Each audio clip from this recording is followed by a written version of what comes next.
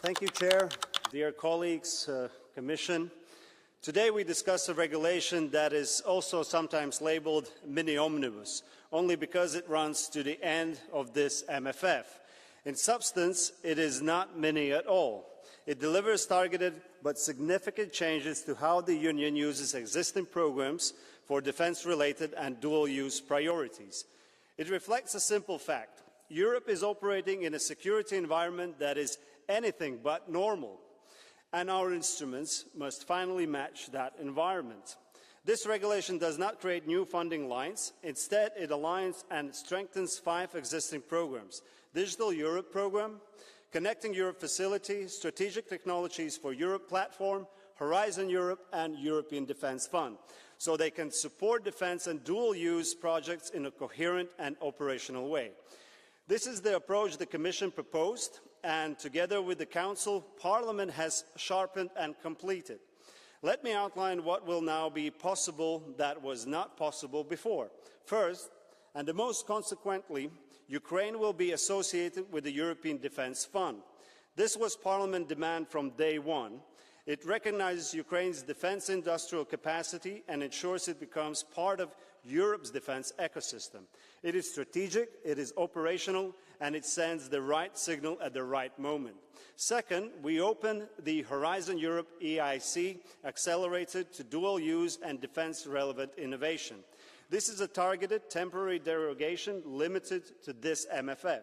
The civilian character of Horizon remains the foundation, but we remove an artificial barrier that held European innovators back. Startups, SMEs and mid-caps working on critical technologies will finally be able to access support. And we secured strong eligibility and ownership safeguards. Participation is limited to the EU, EEA and Ukrainian entities with clear rules on the foreign control. This is about strengthening our technological base and protecting it. Third, Parliament expanded the Digital Europe programme to address real vulnerabilities, hybrid threats, cyber resilience, and the development of AI factories. The front line of security today is digital as much as physical, and DEP now reflects that.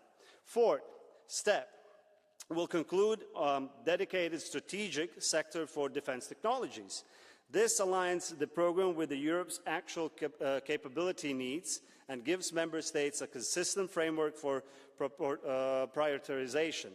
Fifth, the Connecting Europe facility now includes explicit support for dual-use transport corridors, energy logistics, fuel networks and counter-mobility infrastructure. These elements are essential for military mobility, for NATO reinforcement and for the resilience of critical infrastructure. The European Defence Fund also becomes more agile, with simplified procedures for disruptive projects and streamlined processes for SMEs. These adjustments matter for delivering capability faster. The regulation also introduces important flexibility for Member States. It allows the voluntary relocation of unspent cohesion resources towards defence-relevant projects under CEF, STEP and Digital Europe programme. This gives governments the option to support dual-use infrastructure, digital resilience and critical enablers without additional strain on national budgets. And this responds directly to what Europeans are asking of us. Across recent Eurobarometer surveys, defence and security are top of mind for European citizens. Support for common defence policy is at record levels. Colleagues, defence is no longer a taboo for Europe funding, and this regulation reflects that shift. It gives Member States real tools without increasing the EU budget and sets a precedent for how the Union should approach defence spending: targeted, coherent and based on real capability needs. This regulation is not symbolic. It is operational, and it shows that the principle acta non verba is alive and well. Thank you. Merci beaucoup, Monsieur le Rapporteur. Thank you very much, Rapporteur. Christoph Hansen for the Commission.